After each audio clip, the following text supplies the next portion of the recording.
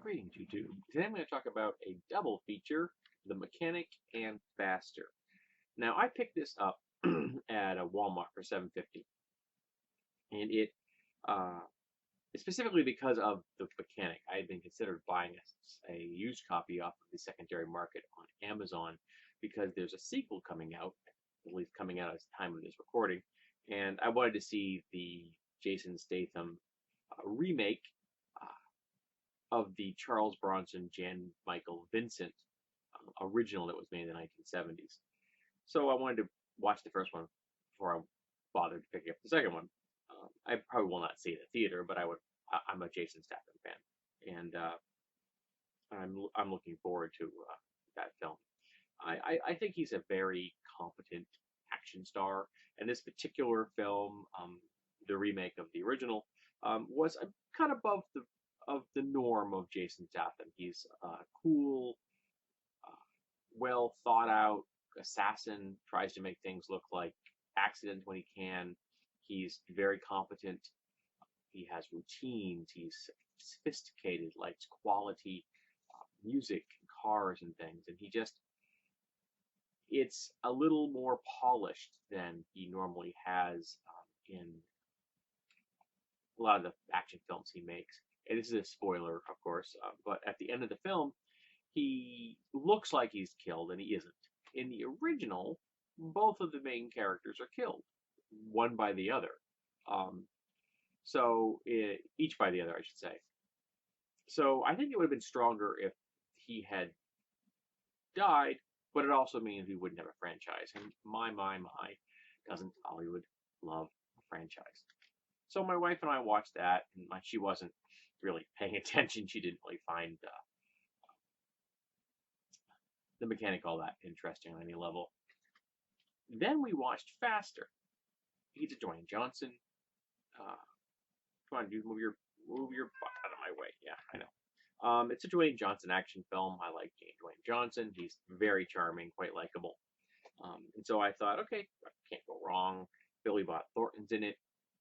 All right, he's a good actor. Berenger's in it for 5 minutes, and I think they used his name more than anything to get people to be interested in it. And it would be interesting though to ask Tom Berenger what he thought about being in this film, because there was a time when he was the younger action star, and now he's playing the older, middle-aged men. Um, he plays a warden in this particular film. And in this film, and again, the spoilers here, our main character, the driver, or just so known as Driver, uh, is out for revenge. A group of people, a group of criminals, has killed his brother, and he now, after having spent 10 years in prison, he's out for revenge, flat out. He comes out of jail, he gets into a car which he had purchased and put in a certain place for him so he could find it. It's got a gun in it, a Castle 454 revolver with a 2.5-inch barrel, which must have one heck of a kick. I know, I fired it for a Castle 454. They're not a lot of fun even when they have a full-size barrel. I think the one I fired had a 6-inch.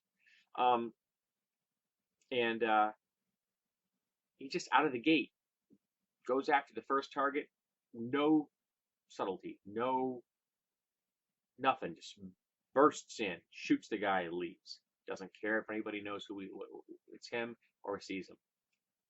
And this force of nature aspect is really well suited to The Rock.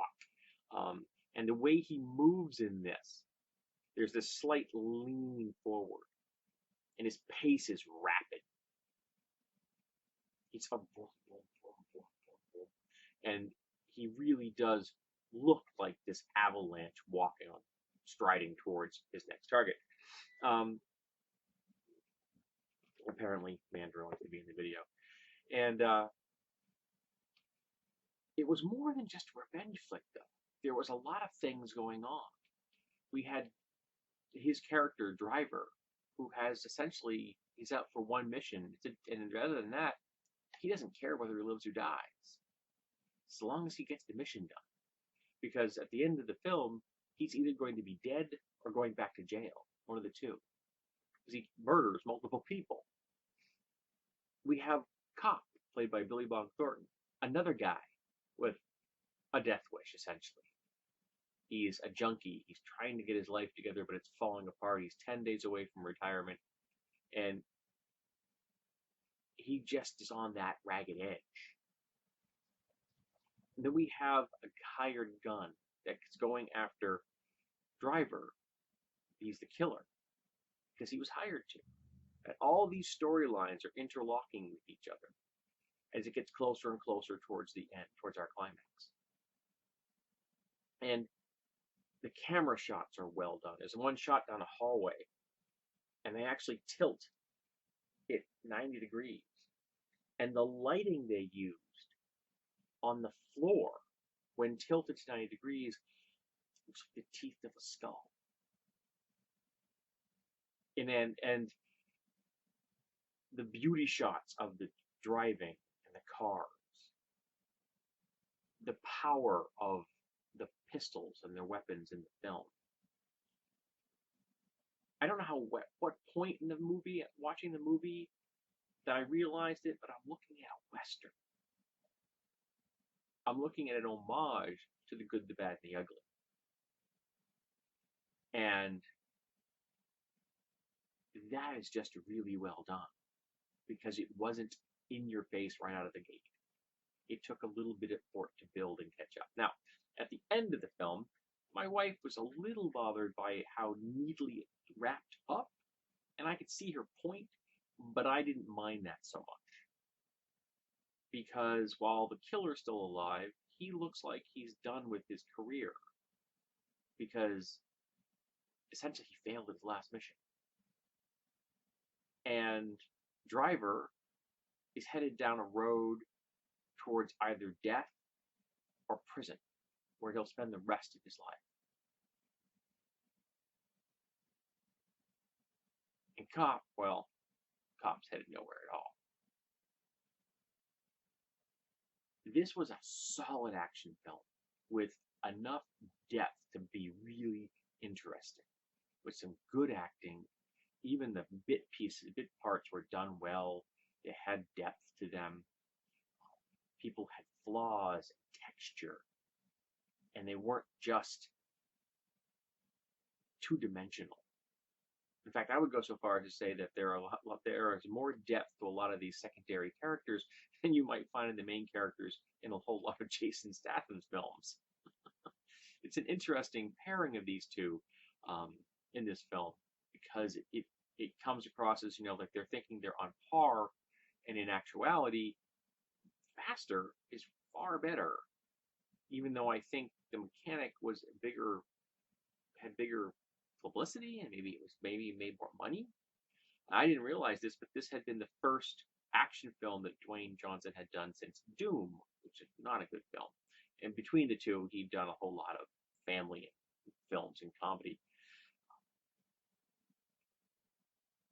A solid movie. Very impressed. Since this is like a bare bones copy, this does not have a commentary track. So if I stumble upon either of these films with a commentary track, I will pick them up because I'd like to hear what the director or whoever else was involved in the process, who will be on the commentary track, has to say about the two movies, because they're really quite interesting. And like I said, in particular, Faster is just a solid movie, and I really do recommend you check that out. Mechanic, again, it was a cut above a lot of Jason Statham stuff.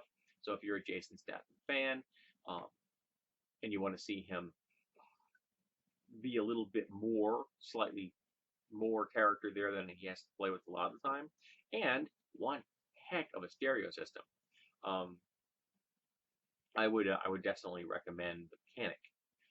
The sequel, we'll see how that goes. I haven't heard anything about it yet. It hasn't been released yet, and I haven't seen any buzz really about it from people who might have had a chance to see an early copy. So tell me, what did you think of The Mechanic and Faster? Are there any of you out there old enough to remember the original Mechanic? I'd also like to hear your thoughts about that. I can't really do a review of that at the moment because my memories of it are incomplete. It's been a very long time since I've seen it. I will try to check down a copy and maybe get a review of that in the future.